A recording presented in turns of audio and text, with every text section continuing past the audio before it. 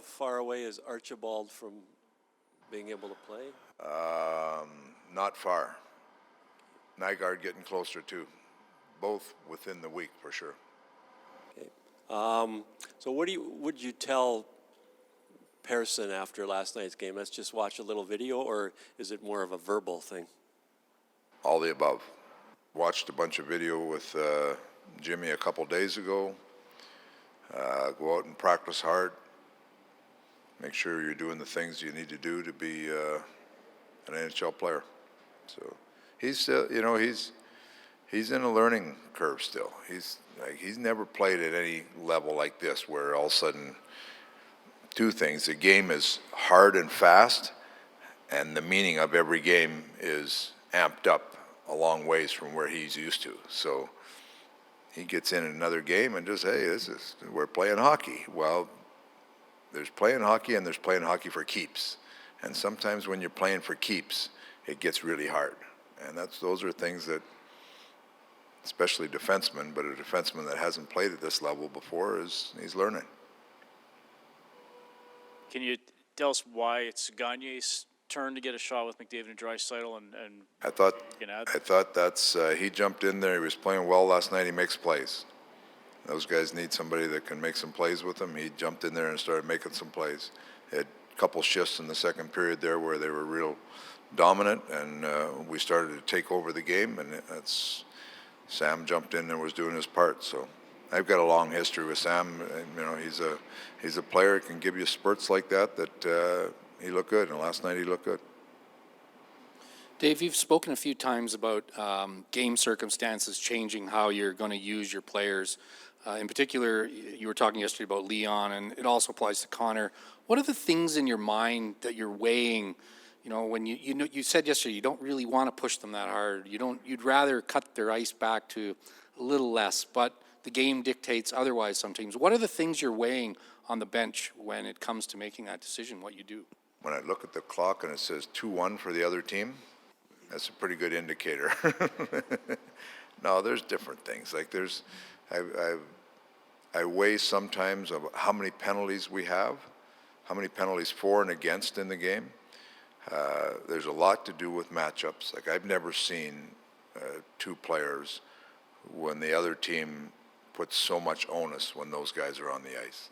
And so there's different times when there's matchups. There's the timeout factor when you can maximize shifts before and after timeouts for them. So there's a lot of factors that go into it, and some of it is how the rest of the group's playing. If we're getting something out of the rest of the group, then it takes a little of the onus on them creating something, or off them creating something. So there's so many factors that happen in a game that come into play, and I'm always cognizant of it. But when you're a coach, you're sitting down there and they're looking at you. Hey, they want to play.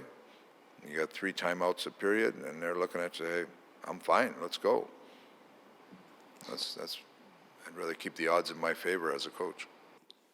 When a team plays the Stanley Cup champs, is it more of a yardstick in your own mind as a coach? Okay, this is a different team than Arizona or whoever we played on the road, Chicago or Columbus. Or there's always an aura that goes with the champion, right? That's the way it's been, and I'm sure if you ask St. Louis that this year, they're seeing that every night, But you look at their team; they've got a good, deep team. They come and they play a certain way every night, and that's how I expect them to play tomorrow night. So it'll be a good challenge. But it is, when they win the cup, the players they have a confidence that they've done it, and they bring that confidence to their game. So if you don't play well against that, you're going to be behind. So it's a challenge. Like I think our players, I expect them to take that challenge tomorrow night. And if they want to call it a measuring stick, whatever it is, we're going after the 2 points, but we recognize we're going to play a good team. How much has O'Reilly improved from when you were, say, 2 years ago when you were coaching? O'Reilly, you know what? I had O'Reilly in a world championship, I think 5 or 6 years ago, and he was one of those guys that wasn't in the superstar category, but as a coach, and you watch there's certain players, when you watch them on video, they do everything right. He's one of those players. You know, like I had Yuri Lettinen for years. I always used to laugh. You could do a whole coaching tape on just watching Yuri Lettinen play because he played the right way all the time. He's like that, you know. Dave, your team has picked up points in each of your one-goal games this season, including 6 wins. What is it about this group that you see that allows them to come through when it matters most?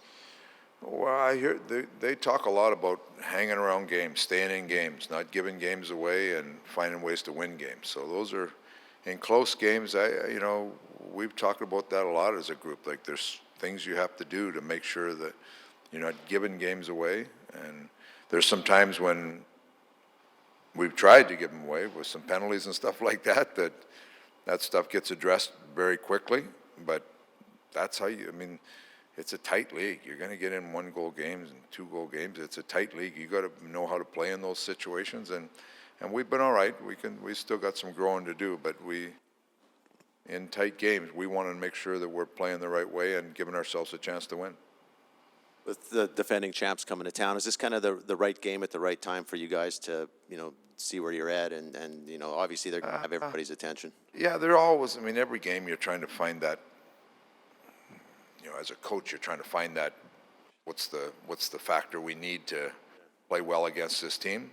But when you're playing the Stanley Cup champions, a lot of that is built in for you already.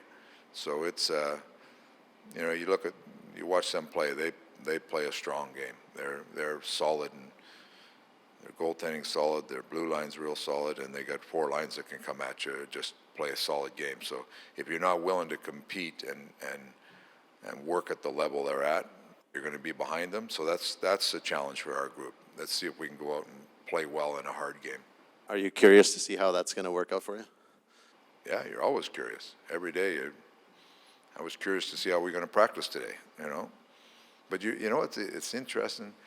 I'm always curious to see how the players felt about the game that they just played, So I ask a lot of questions in the morning. I make, try to get a gauge on where they're at. And sometimes they tend to think more in the emotion of the game. And by the next morning, when coaches have watched it again and dissected a little bit, there's a lot of times where after an emotional game, you don't think you played well, and you watch your tape and hey, we did a lot of things well. And there's other times when, you might have scored 5 goals, but it wasn't. So it's the whole process that you go through, and the more players start to recognize that the process of how they play is as important to the emotion of just winning or just losing, that process in the end will propel you to be more consistent in everything you're doing.